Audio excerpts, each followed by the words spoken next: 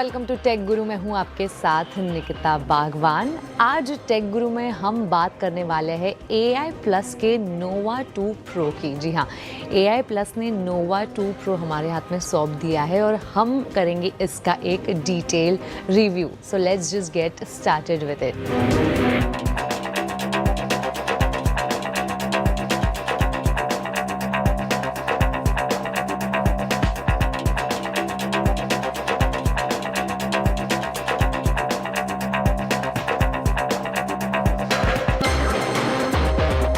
पहली नज़र में नोवा 2 प्रो एक स्लाइटली प्रीमियम इंप्रेशन देता है। इसका ये जो 2.5D glass finish back panel है और इस फ़ोन का ये जो बड़ा सा एक स्क्रीन आपको डिस्प्ले यहाँ पे आपको नज़र आ रहा है, ये इसको एक काफ़ी ज़्यादा बोल्ड लुक देता है।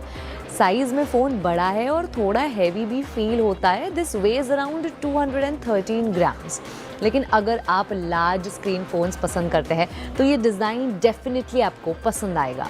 अब बात करते हैं इसके सबसे यूनिक फीचर की। इस फ़ोन पर इसके रेयर पैनल पर दिया गया है एक कस्टमाइजेबल रेयर लाइटिंग सिस्टम। जी हाँ, जो आपको यहाँ नज़र आ रहा है, ये सिस्टम नोवा 2 अल्ट्रा में भी दिया गया था।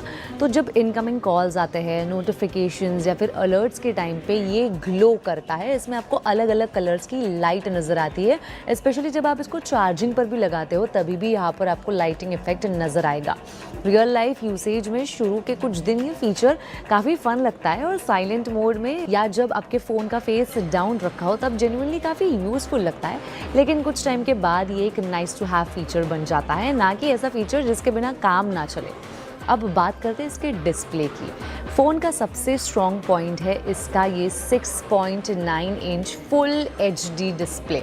You get a 144 hertz refresh rate और 144 हर्ट्ज रिफ्रेश रेट पे तो ये चलता ही है। लेकिन अगर मैं कंपेयर करूँ विद अदर ऐप्स, अगर इसको स्विच करना हो या स्वाइप अप करना हो या स्वाइप डाउन करना हो, तो I think this works around 120 hertz का रिफ्रेश रेट आपको देता है। लेकिन कुछ ऐप्स में आपको 144 रिफ्रेश हर्ट्ज मिल जाता है। ऑनेस्टली ये वही फीचर है जो आपको सबसे पहले नोटिस भी होता है। सोशल मीडिया स्क्रॉल करना हो, ऐप्स स्विच करना हो या आर्टिकल्स पढ़ना हो, सब कुछ काफ़ी स्मूथ और रिस्पॉन्सिव फील होता है। 144 हर्ट्ज पैनल फ़ोन को उसकी प्राइस से काफ़ी ज़्यादा प्रीमियम एक्सपीरियंस भी देता है और इस बड़ी स्क्रीन के वजह से यूट्यूब पर वीडियोस देखना, इंस्टाग्राम रील्स स्क्रॉल करना या लाइट गेमिंग करना भी काफ़ी इमर्सिव लगता है। फ़ोन की ब्राइटनेस है 800 निट्स HBM तक। जी हाँ, इंडोर यूजेज के लिए काफ़ी अच्छी है और आउटडोर में भी मैनेजेबल रहती है। लेकिन हाँ, डायरेक्ट सनलाइट में कभी कभी ब्राइटनेस को मैक्सिमम तक ले जाना पड़ सकता है। कलर ट्यूनिंग भी थोड़ी वाइब्रेंट साइड पर है, जो एंटरटेनमेंट और कंटेंट कंजम्पशन के लिए काफ़ी अपीलिंग लगती है।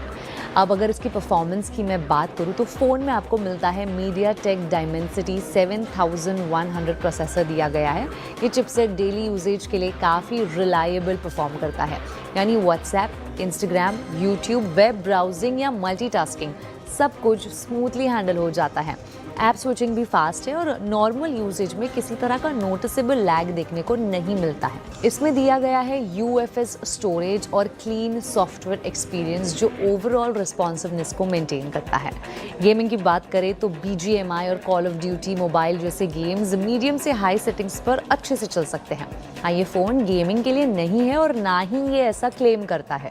लॉन्ग गेमिंग सेशंस के दौरान फ़ोन हल्का सा वार्म ज़रूर होता है, लेकिन मल्टी लेयर कूलिंग सिस्टम जो इसमें है वो टेम्परेचर को काफ़ी हद तक कंट्रोल करती है। तो अगर आप कैजुअल या ओकेजनल गेमर है तो एक्सपीरियंस काफ़ी स्मूथ और इंजॉयबल रहेगा। अगर बात करूं मैं इसके कैमरा की तो इसमें आपको मिलता है 48 megapixel Soni IMX582 AI main camera, उसके साथ 8 मेगापिक्सल अल्ट्रा वाइड कैमरा और फ्रंट में 13 megapixel selfie camera. Main camera everyday photography में अच्छा परफॉर्म करता है। आउटडोर फोटोज शार्प आती है, कलर्स वाइब्रेंट लगते हैं और डिटेल्स भी काफ़ी अच्छी मेंटेन होती है। पोर्ट्रेट शॉट्स और सोशल मीडिया कंटेंट के लिए कैमरा काफ़ी रिलायबल है। AI scene attachment automatically photos को ऑप्टिमाइज करता है, जिससे पॉइंट एंड शूट फोटोग्राफी और भी ज़्यादा इजी हो जाती है। Ultra wide camera landscapes, group photos और क्रिएटिव एंगल्स कैप्चर करने का ऑप्शन भी देता है। इसके फ्रंट में आपको मिलता है 13 मेगापिक्सल सेल्फी कैमरा जो डिटेल सेल्फीज़ और वीडियो कॉल्स के लिए अच्छे से परफॉर्म कर लेता है। तो अगर शॉर्ट फॉर्म में कंटेंट क्रिएट करते हैं, रील्स शूट करते हैं या ऑनलाइन मीटिंग्स अटेंड करते हैं तो फ्रंट कैमरा आपको डिसअपॉइंट नहीं करेगा। तो ओवरऑल कैमरा सेटअप मतलब सोशल मीडिया यूजर्स और एवरीडे फोटोग्राफी को ध्यान में रखकर डिजाइन किया गया है। इस फोन में आपको मिलती है मैसिव 6000 mAh की बैटरी, जो हैवी यूसेज के बाद भी इजीली पूरा दिन निकाल देती है। चाहे मल्टीटास्किंग हो, वीडियोस देखना हो, कॉल्स करनी हो या लाइट गेमिंग, बैटरी बैकअप काफ़ी डिपेंडेबल फील होता है। साथ ही आपको मिलता है 33 वॉट्स फास्ट चार्जिंग सपोर्ट, जो बैटरी को जल्दी टॉप अप कर देता है और आपको ज़्यादा देर चार्जिंग का वेट नहीं करना पड़ता। यानी अगर आप फ्रीक्वेंटली ट्रैवल करते हैं या लॉन्ग वर्किंग आवर्स होते हैं तो ये बैटरी डेफिनेटली एक स्ट्रॉन्ग एडवांटेज है।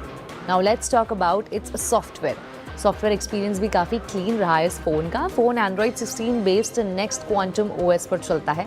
इंटरफेस लाइट वेट है, इजी टू नेविगेट है और ओवरऑल काफ़ी स्मूथ फील होता है। इसमें दिया गया है नेक्स्ट प्राइवेसी डैशबोर्ड, जो आपकी ऐप्स की परमिशन और डेटा एक्सेस पर बेटर कंट्रोल देता है। साथ ही AI की कस्टमाइजेशन, जी हाँ, आप देख सकते हो यहाँ पर इसका वॉल्यूम की है। This is it's a power button जो रेड कलर में एनहांस किया हुआ है और ये है इसका AI बटन। तो ये AI की कस्टमाइजेशन फीचर है जिससे कि आप अपने शॉर्टकट्स और एक्शंस को पर्सनलाइज कर सकते हैं।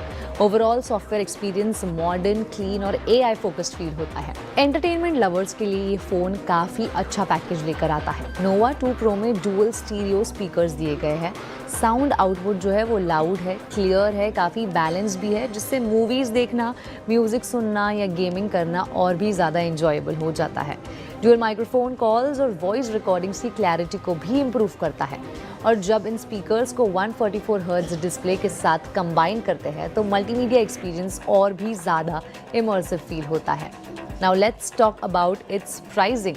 तो प्राइसिंग की अगर मैं बात करूँ तो AI plus Nova 2 Pro 5G Flipkart और सिलेक्ट ऑफलाइन स्टोर्स पर ऑलरेडी अवेलेबल है। इसका 6GB प्लस 128GB वेरिएंट है, 14,999 से शुरू होता है और 8GB प्लस 128GB वेरिएंट 16,999 की स्टार्टिंग प्राइस पर अवेलेबल है। सो अब अगर मैं एक फाइनल वर्डिक्ट बताऊँ तो AI plus Nova 2 Pro 5G performance, design, battery life और एवरीडे यूजेबिलिटी के बीच का एक काफ़ी अच्छा बैलेंस क्रिएट करता है।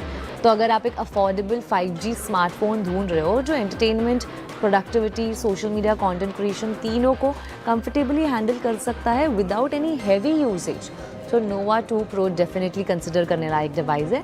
ये फ्लैगशिप फ़ोन्स को चैलेंज करने नहीं आया है, लेकिन अपने प्राइस सेगमेंट में ये एक एक्सीलेंट वैल्यू ऑफर करता है और एक वेल राउंड स्मार्टफोन एक्सपीरियंस देता है।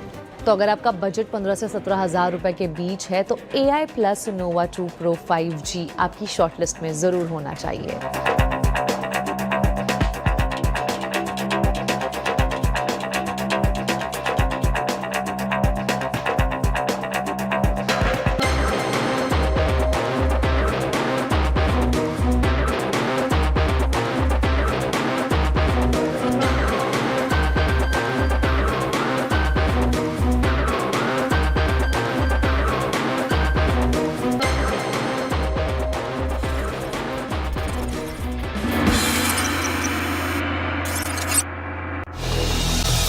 Hello friends, welcome to tech guru show. मैं हूं आपके साथ दीपाली नंदा और आज टेक गुरु के शो का ये रिव्यू सेगमेंट काफी इंटरेस्टिंग होने वाला है क्योंकि मैं हूं गोवा में एक शॉर्ट ट्रिप में एंजॉय कर रही हूं यहाँ की ब्यूटीफुल वाइब्स को और अपने टेक कंपेनियन को मैं अपने साथ इस शॉर्ट ट्रिप में लेकर आई हूं जो कि है अफोर्डेबल सेगमेंट के स्मार्टफोन। मैं बात कर रही हूँ लावा के दो लेटेस्ट स्मार्टफोन। ये दोनों ही स्मार्टफोन अफोर्डेबल कैटेगरी में है।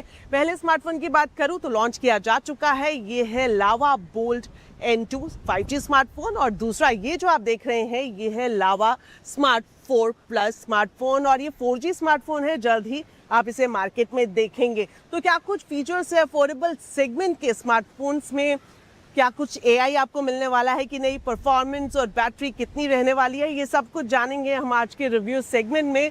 सो स्टार्ट करेंगे, लेकिन उससे पहले आपको बता दूं कि एक सरप्राइज आपके लिए ये भी है कि मेरे पास इस ट्रिप पे मेरा जो टेक कंपेनियन रहा है, खास तौर पर जब मैं म्यूजिक सुन रही हूँ बीच के शैक्स पर बैठकर, तो मेरा जो टेक कंपेनियन है वो है लावा का ही एक प्रोबड, वो भी मैं आपको दिखाऊंगी। So let's get started.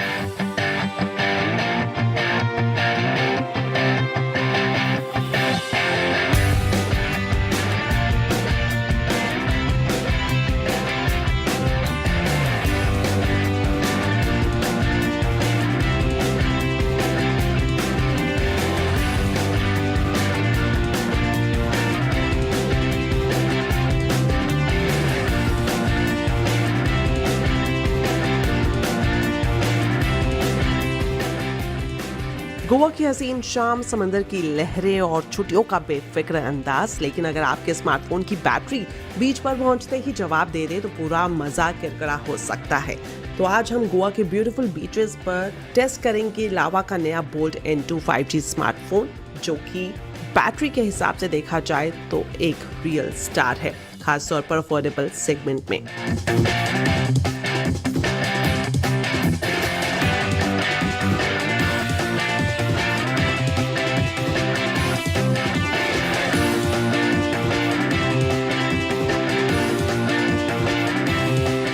सबसे पहले इसके रिव्यू में हम बात करेंगे इसके डिज़ाइन और बिल्ड क्वालिटी की।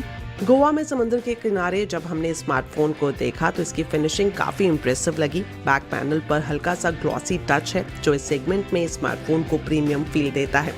हाथ में पकड़ने पर काफ़ी हल्का और कंफर्टेबल फील होता है और ख़ास बात यही है कि बड़ी बैटरी होने के बावजूद भी जो इसका वेट है वो आपको ज़्यादा नहीं लगता है। मतलब ये कि ये स्मार्टफोन बिल्कुल भी बल्कि नहीं है। एक और अच्छी बात है जो कि है IP64 रेटिंग। मतलब ये कि अगर आप गोवा के बीच पर हैं और थोड़ी बहुत रेत उड़ जाए या फिर पानी की हल्की फुल्की छींटें आपके स्मार्टफोन पर पड़ती हैं, तब भी आपको घबराने की ज़रूरत नहीं है। आप काफ़ी इजीली इसकी स्क्रीन को एक्सेस कर सकते हैं। साइड में देखेंगे तो यहाँ पर आपको फिंगरप्रिंट सेंसर मिलता है जो कि बेहद फास्ट काम करता है। ओवरऑल डिज़ाइन की बात करें तो इस प्राइस रेंज में एक अच्छा और प्रैक्टिकल डिज़ाइन है। डिस्प्ले के हिसाब से देख लें तो बोल्ट N2 में आपको मिलेगा 6.7 इंच का HD प्लस डिस्प्ले, और एक और हाईलाइट ये है कि इसमें आपको 120 हर्ट्ज का रिफ्रेश रेट भी मिलता है। अपनी रिक्वायरमेंट के हिसाब से आप इसको कस्टमाइज भी कर सकते हैं। शैक्स पर बैठकर इंस्टाग्राम रील्स को स्क्रॉल करना हो, यूट्यूब देखना हो या फिर सोशल मीडिया ब्राउजिंग एक्सपीरियंस एकदम स्मूथ रहता है। और खासतौर पर वीडियो स्ट्रीमिंग की बात करें तो कलर से बिल्कुल भी कॉम्प्रोमाइज स्क्रीन पर नहीं दिखता। हालांकि यहाँ पर फुल HD प्लस स्क्रीन आपको नहीं मिलेगी। अगर आप बहुत ज़्यादा कंटेंट देखते हैं या फिर हाई क्वालिटी वीडियो देखना पसंद करते हैं तो पिक्सल शार्पनेस के हिसाब से कुछ यूजर्स को डिसअपॉइंटमेंट हो सकती है। अदरवाइज 120 हर्ट्ज का सपोर्ट मिलना इस सेगमेंट में एक प्लस पॉइंट है। अब एक नज़र डाल लेते हैं इसके कैमरा सेटअप पर। पीछे आपको 13 मेगापिक्सल का कैमरा मिलेगा। दिन की रोशनी में जब आप बाहर जाएंगे बीचेस पर तो आपको जो रिजल्ट है वो सेटिस्फाइड रहेंगे। खासतौर पर गोवा का नीला आसमान, समुद्र या फिर सनसेट के शॉट्स में जो कलर रिप्रोडक्शन है वो ठीक ठाक मिलता है। पर फ्रंट में आपको 5 मेगापिक्सल का सेल्फी कैमरा मिलता है। जाहिर तौर पर सनलाइट में सेल्फी और वीडियो कॉलिंग का एक्सपीरियंस ठीक है, लेकिन बहुत ज़्यादा शार्पनेस की उम्मीद आप नहीं कर सकते।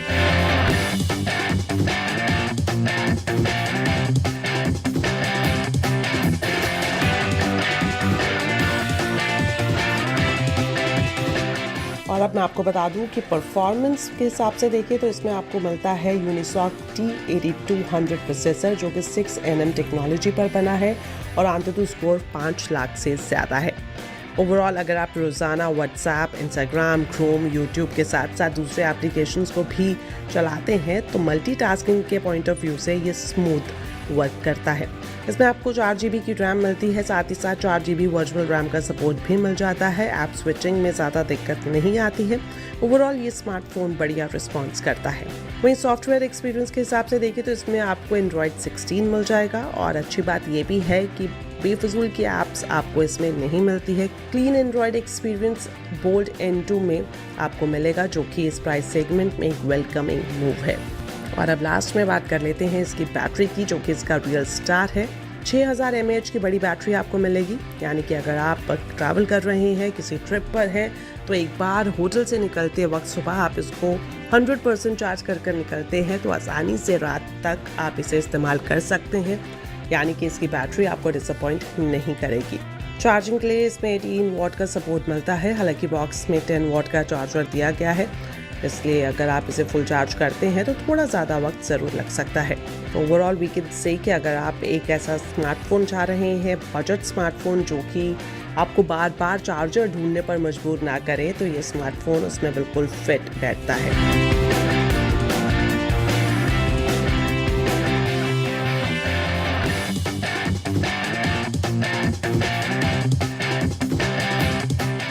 चलिए अब मैं आपको बताती हूँ इसके प्राइस और वेरिएंट के बारे में। N2 की बात करें तो इसमें आपको एक वेरिएंट मिलता है जिसमें 4 GB की रैम प्लस 64 GB की स्टोरेज आपको इसमें मिल रही है।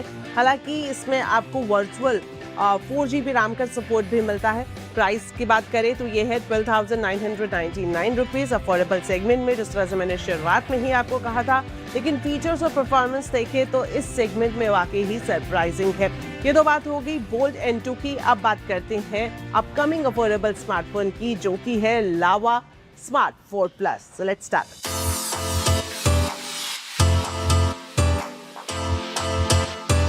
एक और स्मार्टफोन जो आपको अफोर्डेबल सेगमेंट में कई सारे फीचर्स देता है वो है लावा का स्मार्ट 4 प्लस, और जल्द ही इसे लॉन्च भी किया जाएगा। इसके रिव्यू की शुरुआत करूँ उससे पहले मैं आपको बता दूं कि लावा ने इसे नो टेंशन फ़ोन ब्रांडिंग के तौर पर पिच किया है। कितना दम है इसमें, ये सब कुछ हम जानेंगे रिव्यू में। तो शुरुआत कर लेते हैं इसके डिज़ाइन और बिल्ड क्वालिटी से। बजट स्मार्टफोन होने के बावजूद भी लावा स्मार्ट 4 प्लस का डिज़ाइन मॉडर्न लगता है। पीछे जो बैक पैनल है इसकी फिनिशिंग इसको प्रीमियम लुक देती है, और जब आप हाथ में से पकड़ेंगे तो आपको बिल्कुल भी ऐसा नहीं लगेगा कि आपने कोई सस्ता या फिर अफोर्डेबल स्मार्टफोन पकड़ा हुआ है। 2 कलर वेरिएंट आपको इसमें मिल जाएंगे, हिमालयन सिल्वर और नीलगिरी ब्लू, और मैंने जिसे रिव्यू किया है वो कलर है नीलगिरी ब्लू। इस प्राइस रेंज में अच्छी बात यह है कि आपको इसमें IP64 रेटिंग मिल रही है। हालांकि इस सेगमेंट में इस तरह का फीचर कम देखने को मिलता है, लेकिन लावा के इस लेटेस्ट स्मार्टफोन में आपको ये रेटिंग मिलने वाली है। डिस्प्ले की बात करें तो 6.7 इंच का HD+ डिस्प्ले मिलेगा आपको। स्क्रीन बड़ी है, इसलिए YouTube वीडियो देखना हो, Instagram रील स्क्रॉल करनी हो, OTT कंटेंट के अगर आप शौकीन हो, या फिर अगर आपके घर में बच्चे हैं वो ऑनलाइन क्लासेस लेते हैं, तो एक्सपीरियंस बड़ी स्क्रीन पर बढ़िया ही लगता है। इस सेगमेंट के हिसाब से ये डिस्प्ले सेटिस्फाइंग है। वही कैमरा के हिसाब से देख लिए तो इसमें आपको मिलने वाला है 13 मेगापिक्सल का AI डुअल कैमरा, और सेल्फी कैमरा इसमें मिलेगा 5 मेगापिक्सल का। दिन की रोशनी में कैमरा ठीक ठाक काम करता है, लेकिन लो लाइट में स्ट्रगल तो है ही। अगर आप सोशल मीडिया पोस्टिंग या फिर व्हाट्सएप शेयरिंग के लिए फोटोग्राफ्स ले रहे हैं तो ये कैमरा आपको ठीक ठाक रिजल्ट देता है। वहीं डिटेल पोर्ट्रेट्स या नाइट शॉट्स या फिर लो लाइट फोटोग्राफी के लिए ये स्मार्टफोन नहीं है।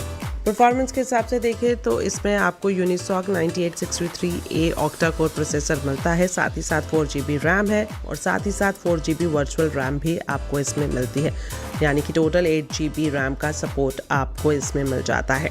यहाँ पर मैं आपको बता दूँ कि ये स्मार्टफोन कोई गेमिंग बीस्ट नहीं है।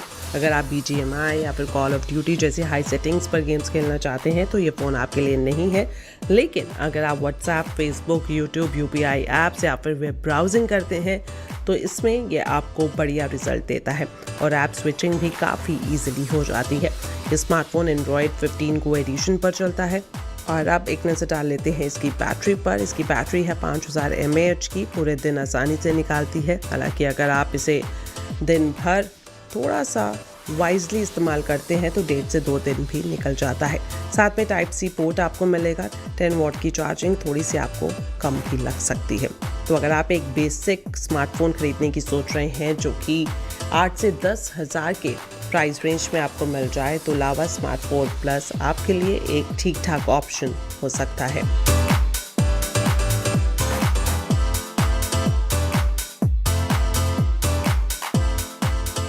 इफ़ यू टॉक अबाउट जो आपका इंडस्ट्री का सेगमेंट है, सो हमारा फोकस लेस देन 30,000 रुपीज़ के सेगमेंट पे है, and approximately 80% of the buying less than 30,000 में ही होती है।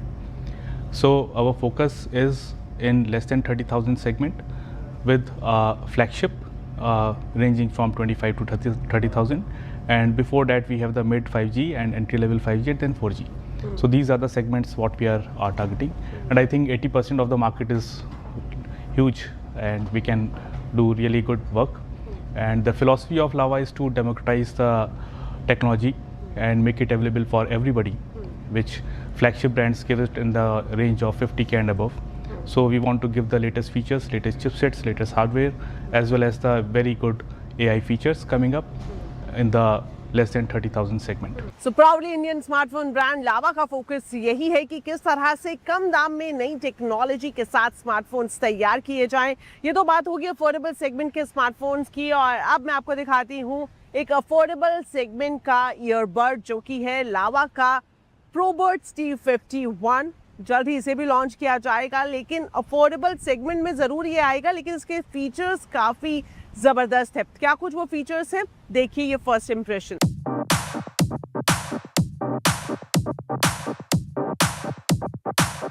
₹1,500 के बजट में अगर आपको फ्लैगशिप लेवल का नॉइस कैंसलेशन एक्सपीरियंस करना है तो लावा आपके लिए लाया है प्रोबर्ट्स T51, जिसमें आपको मिलने वाला है 50 dB तक एक्टिव नॉइस कैंसलेशन, जो कि अक्सर महंगे TWS ईयरबड्स में ही देखने को मिलता है। फर्स्ट इंप्रेशन के हिसाब से देखें तो ये ईयरबड आपको बिल्कुल भी एक बजट कैटेगरी का TWS नहीं लगेगा, क्योंकि इसकी जो फिनिशिंग है, डिज़ाइन है, काफ़ी प्रीमियम है। मैट फिनिश आपको इसमें मिलती है। जो इसका केस है, हाथ में पकड़ने पर काफ़ी सॉलिड लगता है। कलर वेरिएंट के हिसाब से देखें तो इसमें आपको ब्लू फ्रॉस्ट और एस्प्रेसो ब्लैक जैसे वेरिएंट मिल जाएंगे। केस पर आपको पील LED लोगो भी मिलेगा, जो इस ईयरबड को यूनिक टच देता है।